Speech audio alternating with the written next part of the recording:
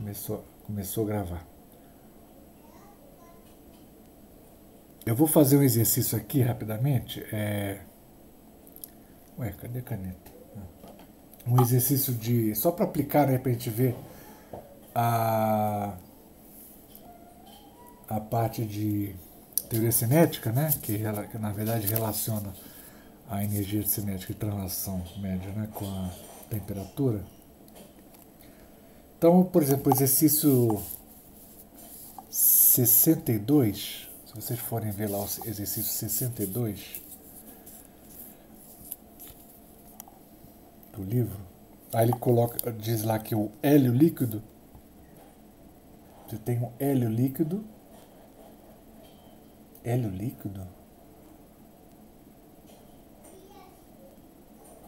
vou ter que olhar de novo. Bizarro, né? Peraí. 62, só para confirmar aqui se o exercício é esse mesmo. Só um minutinho aqui. 62, hélio líquido, é isso aí. Ah, tá. Tá, beleza. Ele diz que o hélio líquido ele tem uma temperatura de 4,2 Kelvin. Ele está em equilíbrio com o seu vapor, com hélio vapor. O gás mesmo, hélio. Quando está a pressão atmosférica. Tá certo? Aí pergunta para calcular a velocidade média quadrática, né?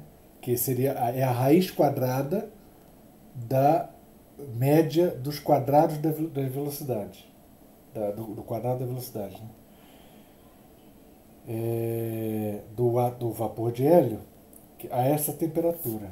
Então, basicamente isso que ele está perguntando. Quer dizer, você tem o hélio a uma temperatura de 4,2 Kelvin, que é uma temperatura bem baixa, né? Muito próxima do zero absoluto. E a pressão é pressão atmosférica, uma atmosfera, né? Ele pergunta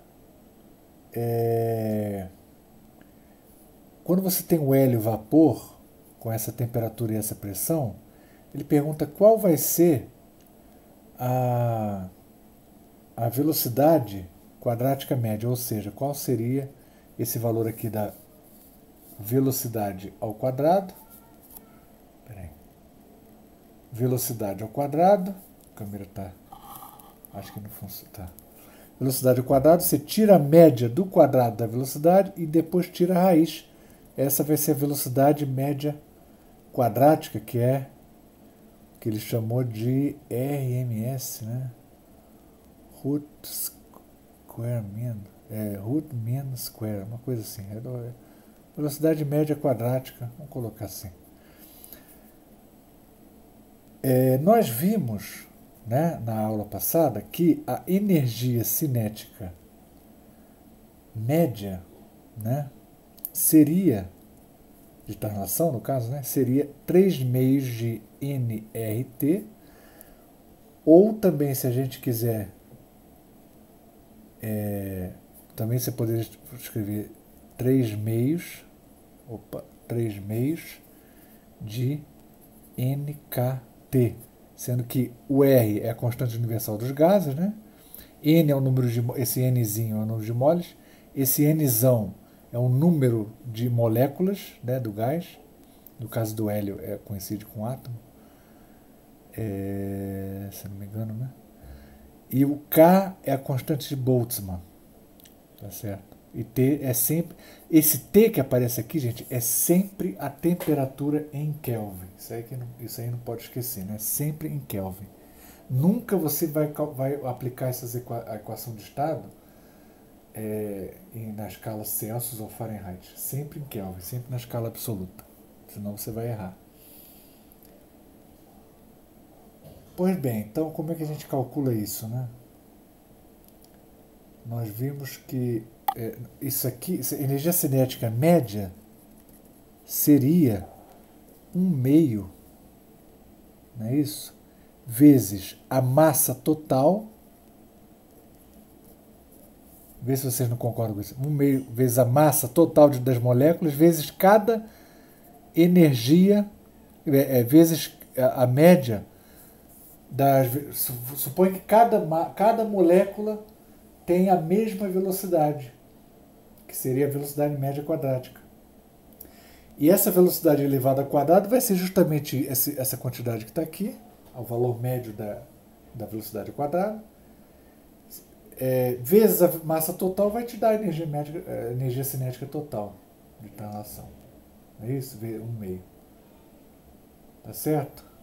Então essa expressão aqui é a expressão da energia cinética, que seria a energia cinética de todas as moléculas somadas, né, do gás, se todas elas tivessem a mesma velocidade que eu estou chamando, estimando como sendo uma velocidade única, né, que seria a velocidade média quadrática. Velocidade média aí. Pois bem, né? Agora, com essa... Então eu igualo uma coisa a outra, ó. Eu vou igualar aqui, ó. Quando eu igualo uma coisa a outra, né, eu vou igualar aqui a 3/2. Eu usei o que mesmo? Né? Vamos usar essa... Tanto faz, vamos usar isso aqui. 3/2 nRT. Né? E aí, com essa equação, o que eu tiro daqui? Né? 2 cancela. Eu posso dizer o seguinte, que a velocidade, essa média aqui da velocidade ao quadrado, é igual... Esse sinal aqui não é parênteses não, tá, gente? Isso aqui é um sinal de valor médio, né? Essa quantidade aqui, então, vai ser... Aí eu jogo o 3 para o outro lado. O que vai acontecer aqui? Vai ficar...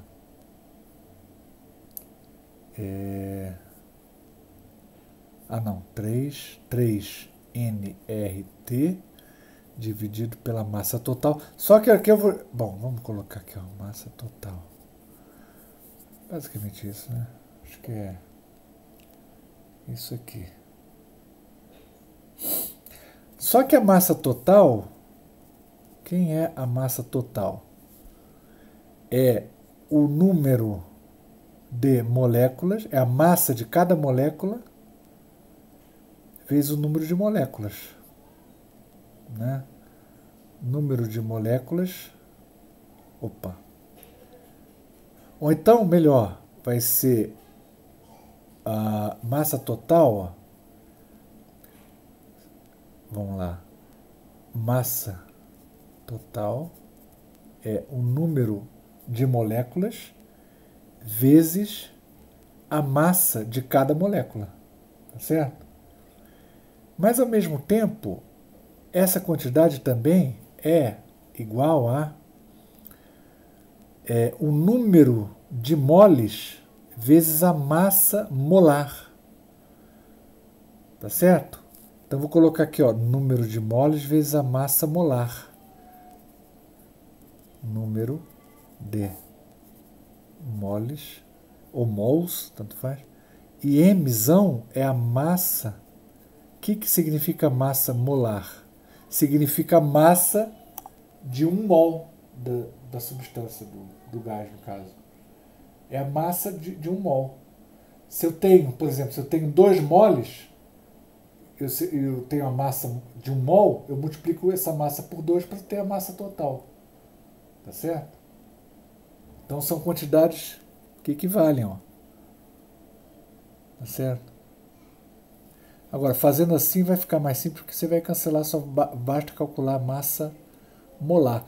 Na verdade, essa é uma das equações que tem no livro, né? Quando você tira a raiz desse negócio aqui, você vai obter exatamente essa quantidade, então, ó, que é a velocidade média quadrática, né? Que seria 3RT sobre a massa molar, tira a raiz. É uma fórmula que está lá no livro, você pode usar ela diretamente, né? Também. Tá certo?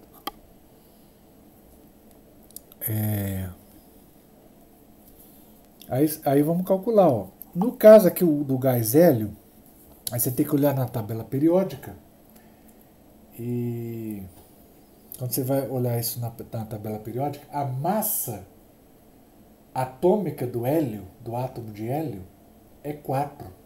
Aí você vai pela massa atômica. A massa molar coincide com a massa atômica dada em gramas. Por exemplo, você já deve saber disso, né, por outras disciplinas. Mas é bom falar aqui para reforçar, né? Por exemplo, o oxigênio O2, a massa molar do oxigênio, O2, quantos átomos de oxigênio tem? 2 átomos.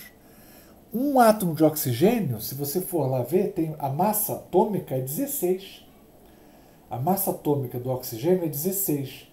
Portanto, o gás oxigênio, a massa molar do gás oxigênio seria de 16 mais 16, são 2 átomos. Então dá 32, seria 32 gramas. Tá certo? O gás hélio é um átomo só. Portanto, a massa molar do hélio, isso aqui é entre parênteses, né? A massa molar do hélio, o átomo do hélio tem, o número atômico é 4. Portanto, a massa molar do hélio seria de 4 gramas, ou, se você quiser, né, expressar no sistema internacional, melhor, 0,004 quilos. Então essa vai ser a massa molar do hélio. Ok? Tá certo, gente? Então é isso aí. Aí como é que eu vou resolver isso aqui, né?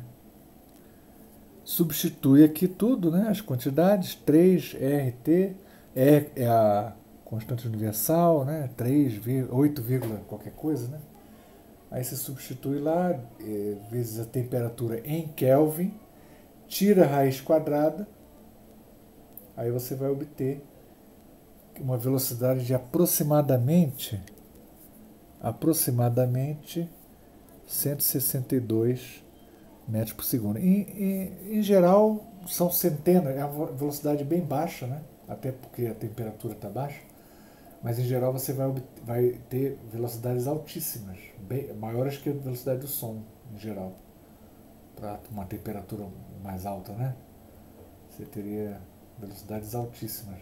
Mas cada molécula, ela está lá a uma velocidade altíssima, só que ela assim, uma fração muito pequena de um segundo, ela se choca com outras moléculas, né? Do mesmo gás.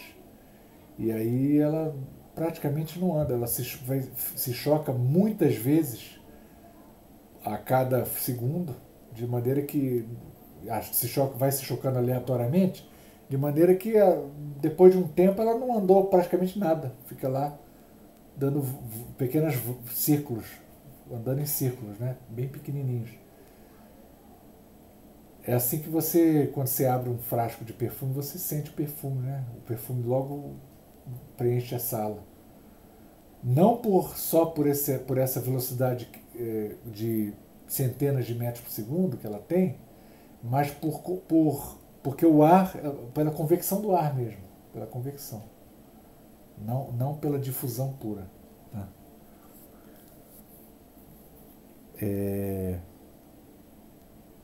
Então era só isso que ele perguntou. Né? Acho que é só uma aplicação aí direta para a gente achar a velocidade. Você sabendo de algumas variáveis macroscópicas, é possível inferir, né, algo a respeito de uma variável microscópica. Tá? Esse é aqui o ponto aqui da teoria cinética dos gases, tá certo? Então, se alguém tiver alguma pergunta aí, eu vou falar do livre caminho médio e logo em seguida da expansão térmica. Né? Acho que é só isso aí. Ok, então vamos lá. Livre caminho médio. E aquilo que eu falei, né, logo o átomo, ou sei lá, a molécula, ela vai se chocar com outra molécula do mesmo gás, no caso. É isso que eu falei. Aí você pergunta, né, em média, a molécula ainda vai percorrer uma certa distância antes de se chocar com a outra. Essa média, quanto que é? Isso que a gente chama de livre caminho médio, que a gente vai calcular agora. Tá certo? Que a gente vai chamar de... No caso, ele usa lambda, né? O livro, ele usa a letra lambda, que é uma péssima escolha. Mas... Vamos fazer o que, né? Vamos usar ΔX, né? Porque usar lambda é de lascar, né? É confundir com comprimento de onda. Mas em geral ele usa lambda. Bom, enfim. Vamos chamar isso aqui de ΔX. Pronto. ΔX.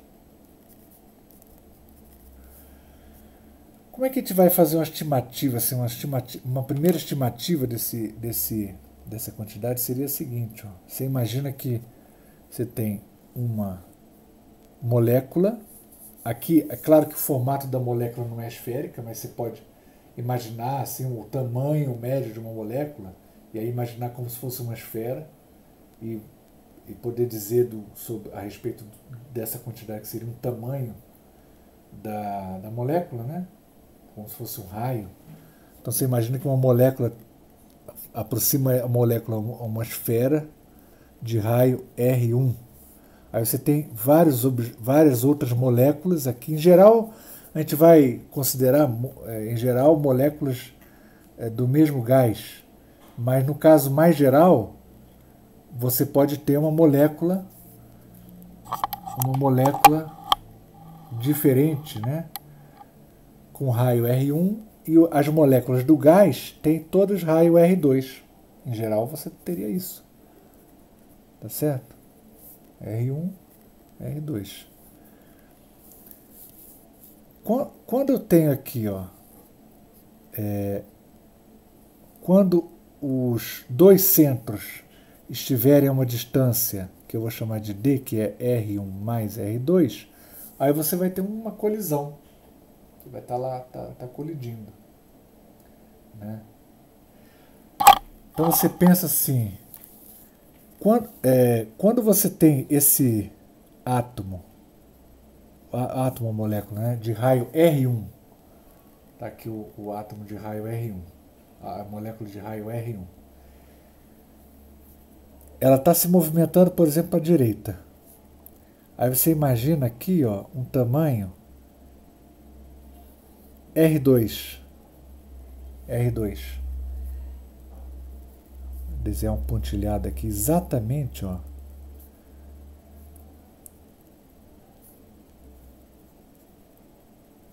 Tá vendo o tamanho aqui? Eu acho que se desenhar economiza muito cuspe, né? Muita palavra. Só o desenho já ilustra, tá vendo? Isso aqui é R2. Então, isso aqui é D. D é R1 mais R2, né? D, R1 mais R2. Então, essa distância aqui é D, ó. Desse centro até esse outro centro é D. Todas as moléculas do gás que se encontrarem dentro dessa região aqui, ó, para baixo, para cima não vai colidir, ó. Se o centro dessa molécula ficar aqui em cima, essa molécula aqui não colide com esse átomo. Não vai colidir, a menos que ela pule para baixo. Mas se ela estiver parada aqui, ela não colide. Agora, se você tiver uma molécula parada aqui dentro da região, ela colide. Então, todas as moléculas dentro desse cilindro aqui, ó, esse cilindro, vão colidir com a minha molécula de raio R1. Esse aqui é o... Então, essa área daqui, ó, esse cilindro aqui, ela tem uma área A, que eu vou chamar de πd ao quadrado, ó, tá vendo? O raio é D, né? Essa distância aqui, ó, vamos chamar isso aqui de VT. No tempo VT, esse átomo vai percorrer, se ele não colidir com ninguém, vai percorrer em linha reta uma distância VT. Só que tem uma sutileza aí que o livro não fala, que é o seguinte.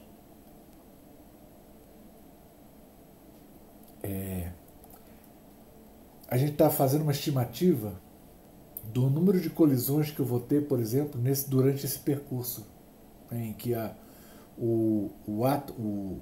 essa molécula Ela vai percorrer VT, uma distância VT. Essa distância, tanto faz, ela não é em linha reta, porque vai colidir aqui, ó, na hora que colidir, quer ver, ó, o átomo aqui, ó, na hora que ele colidir, ele vai percorrer aqui, ó, vamos supor, colidiu aqui, teve uma colisão. Depois da colisão ele vai mudar de direção, ó. Ele vai andar mais um tanto, depois colidiu de novo, ó. Aí vai andar para outra direção, colidiu de novo. Mas aí você teria assim um cilindro, assim, várias partes do cilindro. Mas tudo funciona como se fosse um cilindro único. Entendeu? O cilindro só está deformado. Mas o número de colisões que eu vou ter seria basicamente o mesmo. Quer dizer, o volume do cilindro seria basicamente o mesmo. É uma aproximação, né? Então aí que tá. Aí você imagina assim, como é que você teria... o livre caminho médio seria o quê? Seria a distância, né, que eu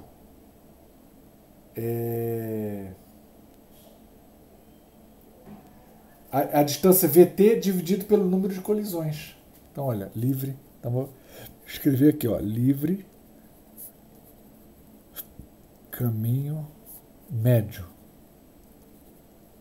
Livre caminho médio, eu vou chamar de ΔX, né? O livre caminho médio é o número, vai ser a distância, né? Distância percorrida no tempo t, divide essa distância pelo número de colisões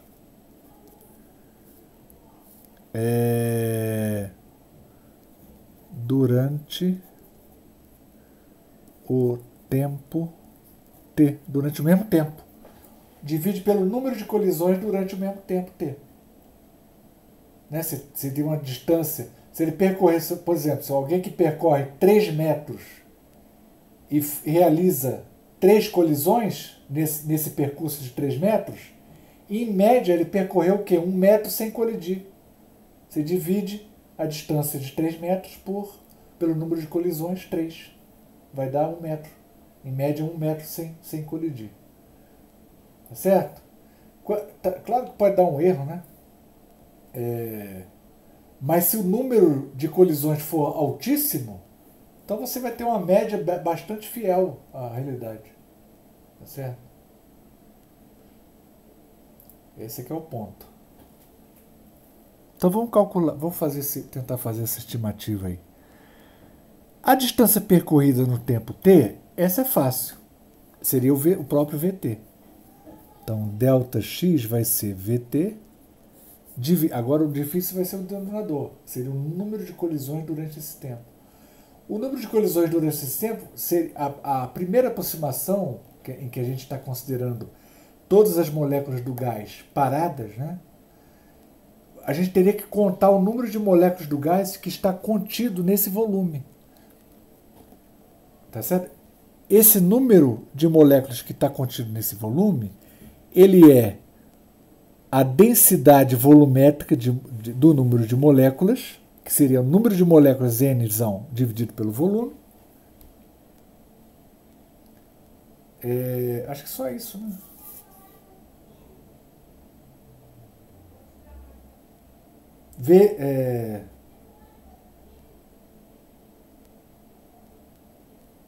Sim, vezes o volume do cilindro. Vezes o volume do cilindro, que é π d2, que multiplica VT. Né? Como é que eu calculo aqui o volume desse cilindro aqui? Seria essa área vezes essa distância daqui, que é VT. A área é π d2. Tá certo? Então eu calculo isso aqui. Ó. Isso aqui vai me dar a seguinte quantidade. Vai me dar 1 sobre...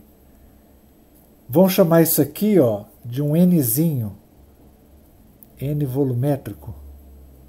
Nzinho volumérico, para não confundir com o número de moles, né? πd2 e só. Tá certo?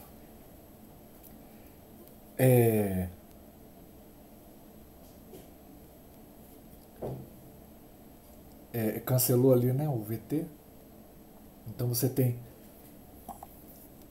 esse Nzinho V é o número de moléculas por unidade de volume. Tá certo? Número de moléculas por unidade de volume. Só isso, acabou. É o livre caminho médio. Mas essa é uma estimativa um pouco pobre.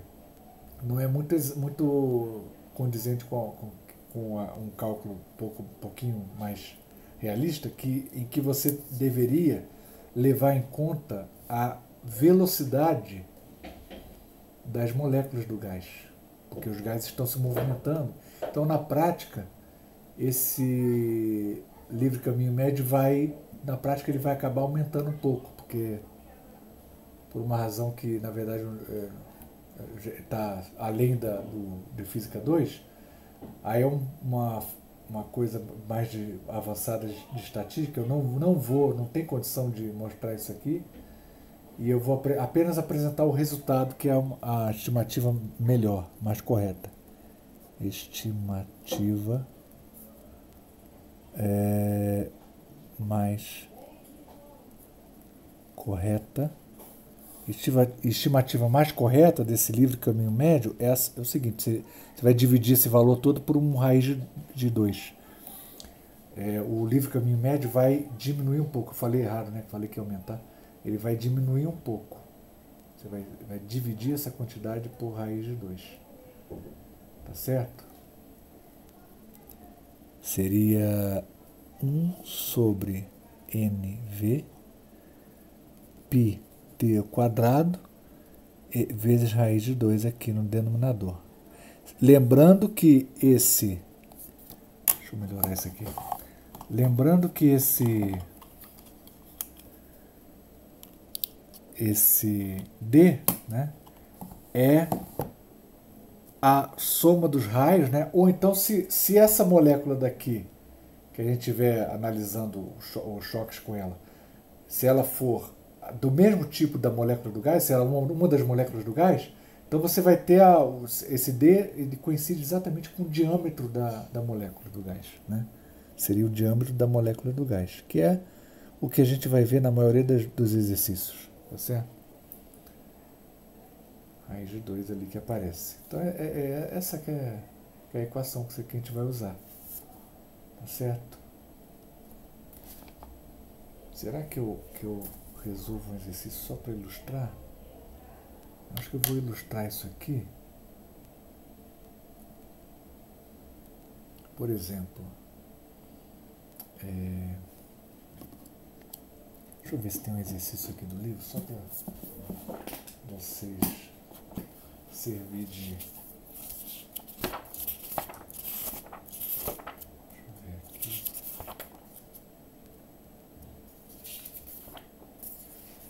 Eu não resolvi, não, deveria ter resolvido.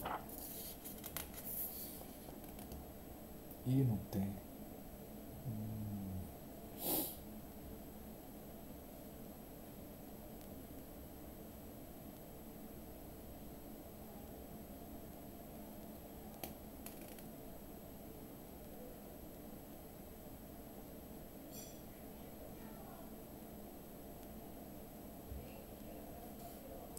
Deixa eu ver aqui. Ah, tem aqui, ó.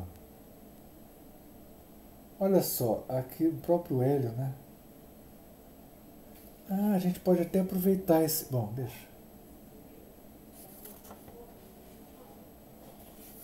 Vamos ver aqui o exercício 64. 64.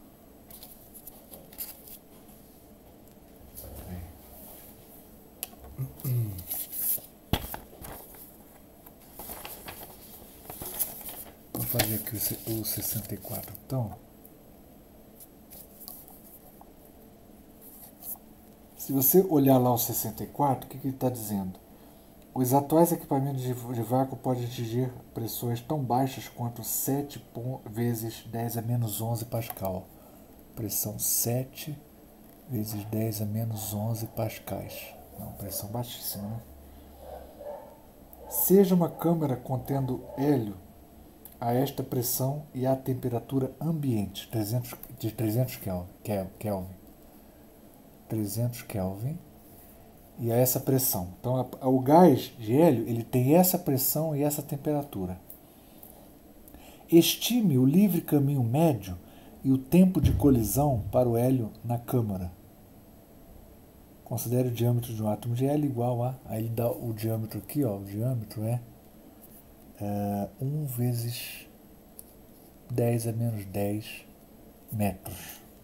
Tá certo?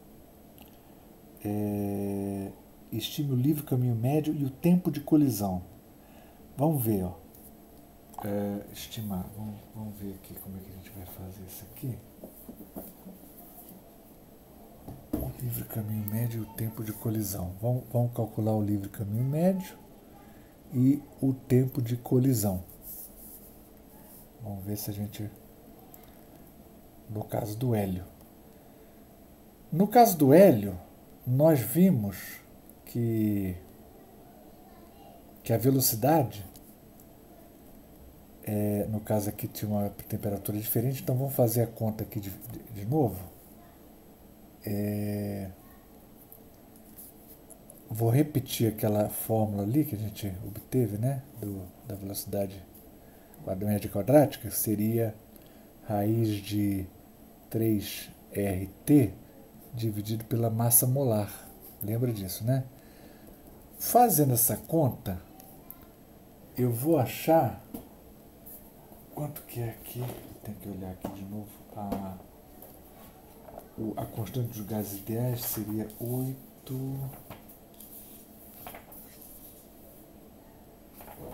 Deixa eu ver aqui.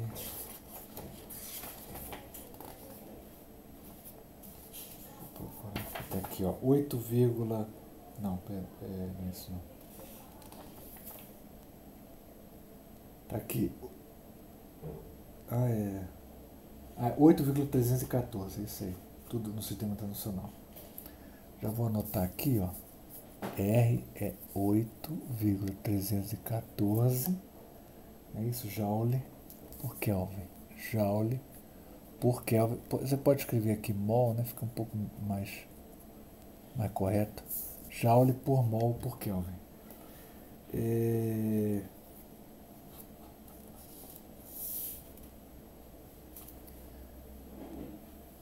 A massa. Aí vamos substituir, ó. Vou fazer a conta aqui, hein? Vamos ver o que a gente vai encontrar. 8,314 vezes 3 e vezes a temperatura de 300 Kelvin, dividido pela massa molar do hélio. A massa molar do hélio vai ser 4, não é isso? 4 gramas, então dividido por 0,004, tudo no sistema internacional, né? Aí a gente tira a raiz quadrada, vai encontrar aqui, ó, aproximadamente 1.360 e, sei lá, vamos aproximar para 368. 7,717 e tal. Isso aqui seria metro por segundo. Já tirei a raiz quadrada? Eu não lembro se eu tirei a raiz quadrada. Devo ter tirado. Dá isso aqui. Não, velocidade altíssima, né? É provável. Então essa seria a velocidade quadrática média. Agora vamos calcular aqui, ó, usar a fórmula que a gente acabou de ver, que seria o livre caminho médio. Seria 1 sobre NV π d2 raiz de 2. Então o que a gente vai ter que calcular aqui? Basicamente é a densidade, né? É o número de moléculas do gás dividido pelo volume. Não é isso? Mas aí, ó, a gente supõe que o gás hélio, esse gás hélio, com uma pressão tão baixa, ele virtualmente ele é um gás ideal. Uma pressão tão baixa assim, ele é realmente um gás ideal. Né? Então, a gente pode usar a equação do gás ideal. PV igual a nRT. Não é isso? De maneira que ou então NKT, fica melhor ainda, né? Opa! Só um minutinho aqui, peraí.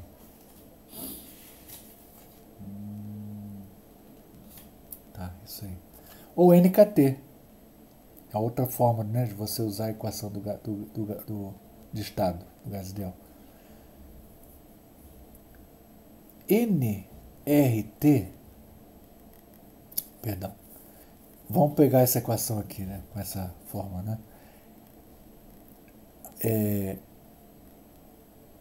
N sobre V, passo V para o outro lado, ó, vezes KT, é igual a P. A mesma fórmula, passei o V para o outro lado, o que a gente tem? Tem isso aqui.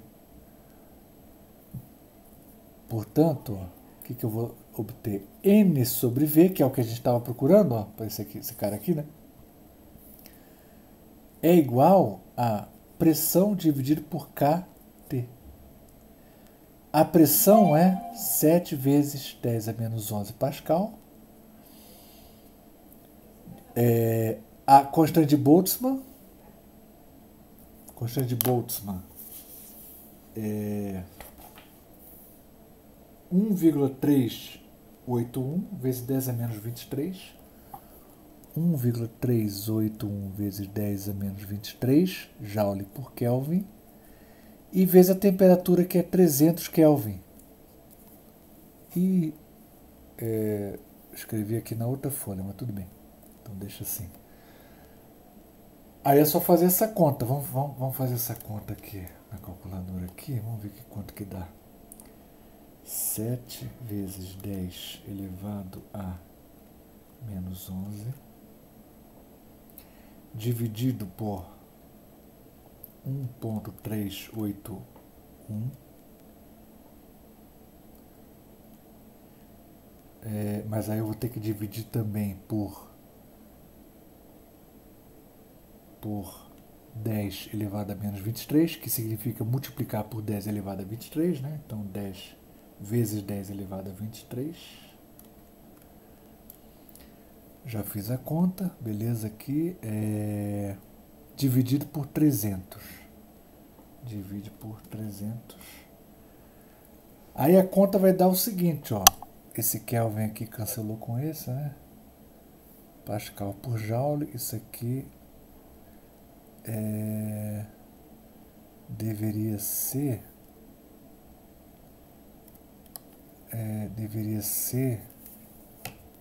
o que é Pascal por Joule? Pressão. Pascal é Newton por metro quadrado. Pascal é isso. Pascal dividido por Joule, dividido por energia. Energia é força, Newton, vezes distância, vezes metro. Isso aqui vai dar volume. 1 sobre volume por 1 sobre metro cúbico. Tá certo. É a densidade volumérica. Então, tá, beleza. Essa quantidade aqui deu se eu não errei a conta aqui, né? Que eu tô fazendo assim, meio corrido, ao vivo, né? Aí é meio complicado. Eu vou postar no YouTube. Então espero que não fique famoso se eu estiver cometendo erro, né? Principalmente. 1.6, 1.68, ó, 1.68. Vamos aproximar isso aqui para 1.69. NV é 1,69 vezes 10 elevado a 10 partículas por volume ao cubo. Partículas por metro cúbico. Partículas por metro cúbico. Ou metro menos 3, né? Dá no mesmo. Tá certo? Então esse aqui é o densidade.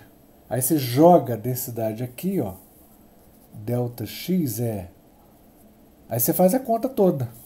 Tem que calcular isso aqui tudo, né? Você pegar essa densidade que a gente acabou de calcular, né? Densidade do número de partículas de moléculas por volume no sistema internacional, né? Metro cúbico. Vezes π vezes d ao quadrado. Então, vezes... Isso aqui vezes π. Vezes π vezes... o diâmetro é 10 a menos 10. Então, vezes 10 elevado a menos 20. Vai dar 5,308 vezes 10 a menos 10. E vezes raiz de 2. Vezes raiz de 2. Vai dar um pouquinho maior. Mas agora tem que calcular o inverso disso. O inverso disso é um número altíssimo, né? Opa! Tá errado isso então, isso aqui. Peraí. E não gostei não. Deu um número altíssimo.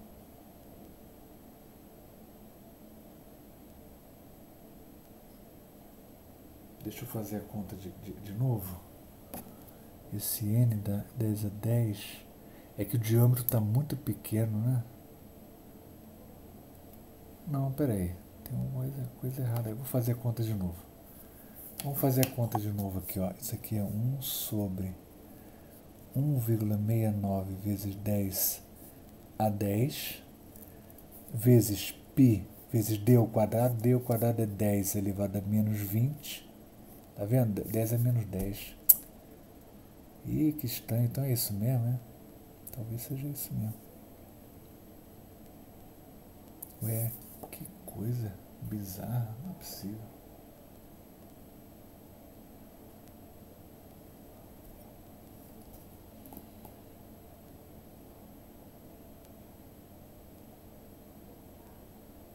Dez elevado a... Deixa eu ver aqui.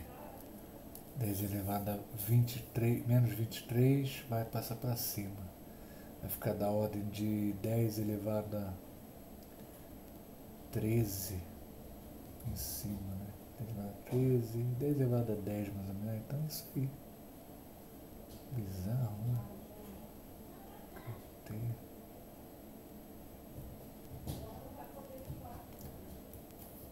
Que a pressão está muito baixa. Então deve ser por isso. Então deve ser isso.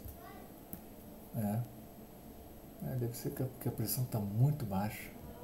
Nessa temperatura, com essa, é o seguinte, a pressão muito baixa está muito próxima de zero. Pressão próxima de zero, o que significa? Significa interação quase nula entre uma molécula e outra. Uma molécula nem não vê a outra, mal vê a outra. Então parece que deve ser isso mesmo. É um número absurdo, mas parece que faz sentido. Então esse ΔX vai dar aproximadamente 1 milhão, uma coisa assim, mais de 1.000 quilômetros, 1.300 quilômetros, 1.332 quilômetros, uma coisa enorme. Um livre caminho médio absurdo. Uma molécula de gás, a molécula de hélio vai percorrer mais ou menos 1.000 quilômetros, mais de 1.000 quilômetros antes de se chocar com outra molécula. Quer dizer, uma molécula mal está vendo outra. Tá meio absurdo, tá? Mas a conta tá dando isso. Isso tá difícil de acreditar. Mas com essa pressão também é absurda, né? Pressão muito baixa. Então seria isso. Por que a gente calcula a velocidade quadrática média? Não é isso? Porque você tem aqui, ó. Ele perguntou o tempo que vai demorar para ter entre uma colisão e outra, né? Quanto tempo uma molécula vai ter uma colisão depois da outra? Aí só o carro faz a estimativa, né? Você tem a velocidade, você tem o livre caminho médio, então você teria aí, você tem que dividir essa distância da 1.332.000 metros, você tem que dividir pela velocidade que é 1.368.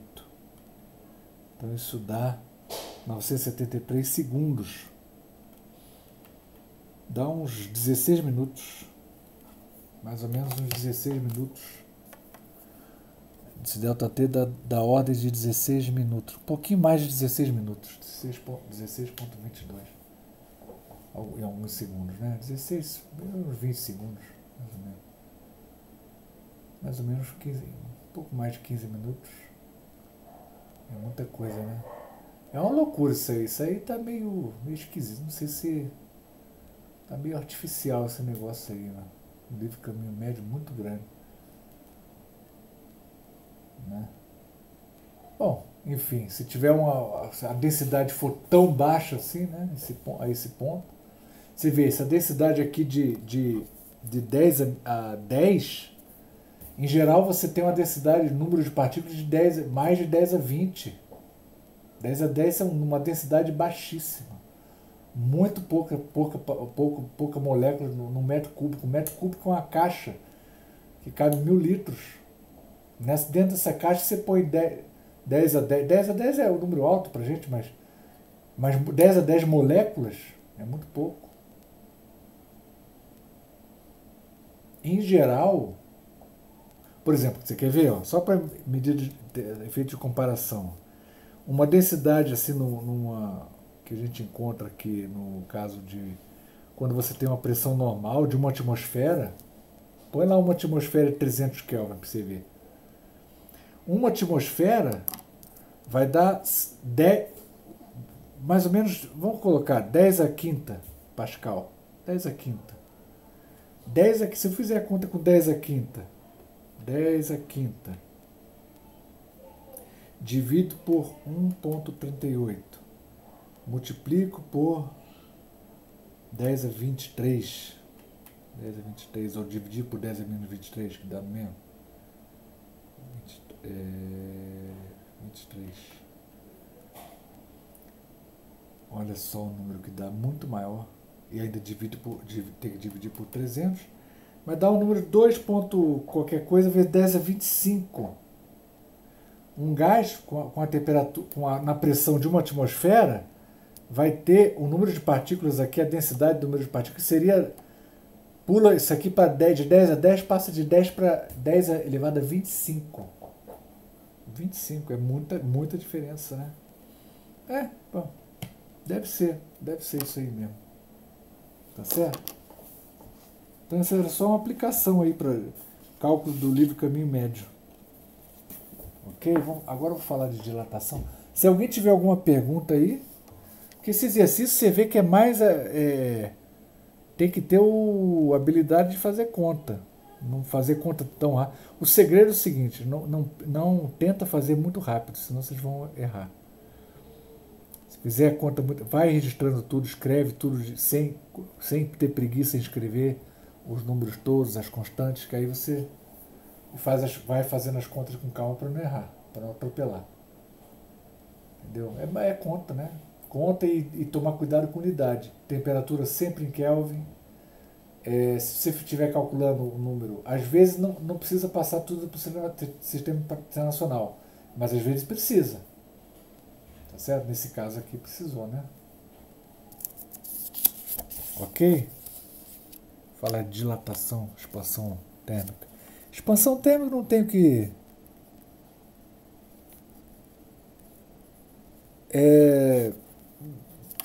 Expansão térmica o que acontece? Você tem a expansão, quando você tem uma barra de ferro, por exemplo, que só tem comprimento, né? Uma barra de ferro. Na hora que você aumentar a temperatura dela, o que acontece? Ela vai aumentar um pouquinho o tamanho. Não é isso? Dilatação linear, no caso. Então você tem uma dilatação linear relativa, divide pelo próprio comprimento da barra, a gente vai observar, se fizer várias medidas, você vai observar que isso aqui é sempre proporcional à variação de temperatura. Então o que acontece? A constante de proporcionalidade você vai chamar de alfa. Variação de temperatura. Quanto maior a variação de temperatura, maior vai ser a dilatação relativa, linear relativa, que é a variação do comprimento dividido pelo comprimento que eu tinha original. Tá certo? Então toda essa parte de expansão térmica reside aí nessa suposição aí, nessa lei aí, que é uma lei empírica, né, que você obtém empiricamente. Em geral, esse coeficiente alfa ele pode depender das condições, né, de temperatura, até depende, claro, do material, né, mas também pode depender de outras variáveis como pressão, temperatura, etc. Mas a gente vai considerar sempre, nos problemas aqui, sempre vai considerar esse valor como sendo constante.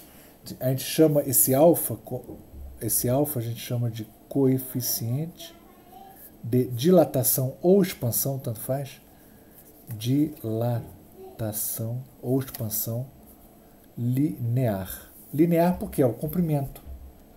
É um comprimento. Tá certo?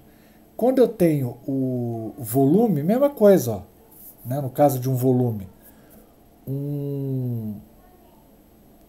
sei lá, um líquido, ele sofre também de dilatação, expansão volumétrica. A expansão volumétrica relativa também vai seguir a mesma lei. Vai ser proporcional à variação de temperatura, sendo que a constante de proporcionalidade aqui é o beta que eu chamei de... Você pode mudar a notação, chamar de gama, mas eu estou colocando aqui beta porque é a notação do livro, para não causar problema. Beta é o coeficiente de expansão volumétrica. Não é mais linear, ela é volumétrica. Tá certo? Coeficiente de expansão volumétrica. Tem uma relação entre beta e alfa que é muito fácil de a gente obter, né? É só você imaginar um cubo, por exemplo. Um cubo ou um paralelepípedo cujas dimensões lineares são L1, L2 e L3. As três diferentes dimensões do cubo são L1, L2 e L3. Não interessa qual é. L1 é a altura, é a profundidade? Não, tanto faz. São as três dimensões do de um paralelepípedo, L1, L2 e L3. O volume desse cara aqui é L1 vezes L2 vezes L3, evidentemente, né? É o volume. Quanto que vai ser a variação do volume?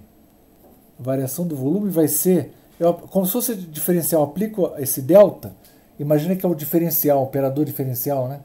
Quando você vai tomar a derivada do produto, como é que você faz?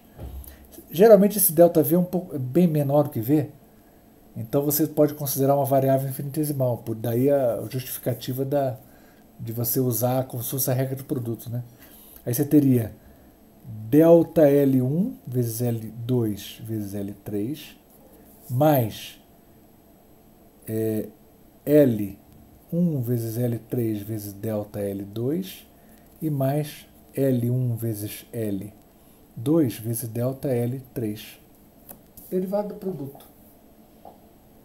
Se eu dividir nessa equação, eu divido pelo volume, L1, L2, que é L1 vezes L2 vezes L3, divido pelo volume. Divido pelo volume, mesma coisa. O que vai acontecer? Vai ter simplificações aqui, né? Aqui vai ficar o quê? Delta L1 sobre L1. Aqui cancelou tudo. Delta L1 sobre L1 mais... E esse aqui? Cancelou aqui, ó. Delta L2 sobre L2. Delta L2 sobre L2. Cancelou aqui o L3 e o L1. E aqui o L1 e o L2 cancelou L1 e L2. Ficou delta L3 sobre L3. mais delta L3 sobre L3. Mas isso aqui é delta alfa delta T, alfa delta T mais alfa delta T mais alfa delta T. Não é isso? Que o delta L sobre L é o do mesmo material, né? Claro, é uma grandeza linear do mesmo material. É alfa vezes delta T. Portanto, está aqui, ó, substituir. Conclusão. O beta é igual a 3 alfa. Beta é igual a 3 alfa. Né? Porque o delta V sobre V é beta delta T. Então, beta delta T é 3 alfa delta T. Então, beta é igual a 3 alfa. Acabou. A mesma coisa para a expansão superficial. Quando você tem uma superfície só, você ignora a espessura lá. Aí você considera lá o seu corpo como se fosse uma área, né? Uma superfície. É a mesma coisa. Aí vai ser o coeficiente de expansão superficial seria igual a 2 vezes o alfa. Acabou. Tá certo? Então é basicamente isso aí, só isso aí.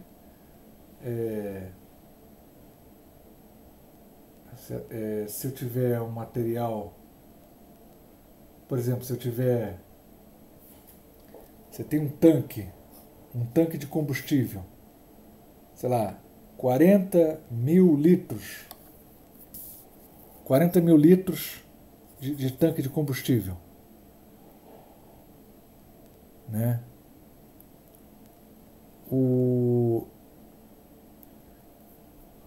Quando você aumenta a temperatura, o que vai acontecer? Vai vazar o combustível. Ou então vai aumentar a pressão do combustível ali dentro do recipiente. Se o recipiente não tiver nenhuma fresta, nenhuma por onde vazar, porque senão, se você tiver um aumento de temperatura de, sei lá, 30 graus de diferença, tanto faz, ó, delta T 30 graus ou 30 Kelvin, mesma coisa, tá? A variação de temperatura, o tamanho do grau Celsius é o mesmo tamanho do grau Kelvin. Lembra disso? Porque a diferença entre o ponto de fusão e o ponto de ebulição, tanto na escala Celsius quanto na escala Kelvin, vai ser, o tamanho disso aí é 100 graus. Portanto, o tamanho do grau é o mesmo. A diferença de temperatura, todas as diferenças de temperatura, quando você passa de Kelvin para Celsius, é a mesma coisa, é idêntico. Se você tiver uma variação de 30 graus, né, o que vai acontecer se o material tiver... Vamos supor que o coeficiente de expansão volumétrica é, sei lá, da ordem de 10 a menos... Sei lá, 10 a menos... Qual que seria uma boa estimativa aí? Seria uma... vamos colocar 10 a menos... 10, não sei. Teria que ver aqui. Deixa eu dar uma olhadinha aqui só para ver se tem alguma tabela, né? Porque se tiver uma tabela... Isso aí está no capítulo 20, tá, gente? Eu só estou adiantando isso aí do capítulo 20 só para a gente poder ficar, quando chegar no capítulo 20, não precisar falar disso. Porque não vai dar tempo muito de falar sobre o capítulo 20. Então já é só para... E afinal de contas, esse é um tópico tão básico, né, que é melhor tratar logo ele para ficar livre. Né, para a gente não precisar ficar com uma coisa pendente, né, e tão básica assim, é melhor já aprender logo. Deixa eu ver se eu continuo, se eu encontro aqui, ó, uma tabela. O livro costuma ter uma tabela, né, mas não tem não, né?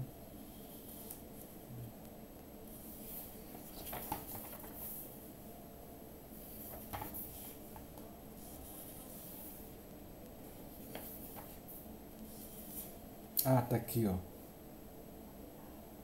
De expansão térmica. Ó, tem várias grandezas aqui, ó. Água, álcool. Vamos pegar do álcool. Álcool é 1,1 vezes 10 a menos 3. Vamos aproximar para 1. 10 a menos 3. Imagina que você tem um líquido cujo coeficiente de expansão volumétrica é 10 a menos 3. né? Qual é a unidade de expansão volumétrica? É sempre Kelvin menos 1, ou grau Celsius menos 1, né? Que é ΔV sobre V dividido por ΔT. Ali, ó. Viu? Divide por ΔT.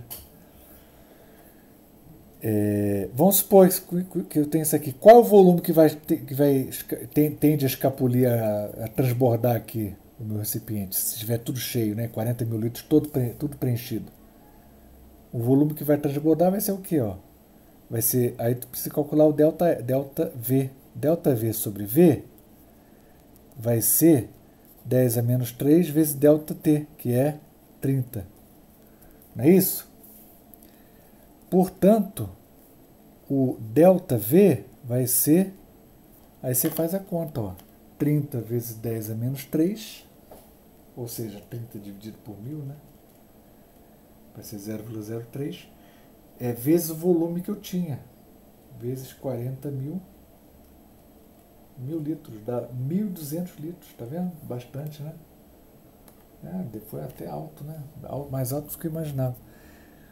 1.200, né, que eu falei? 1.200 litros vai tender a escapulir. 1.200 litros. De 40 mil litros?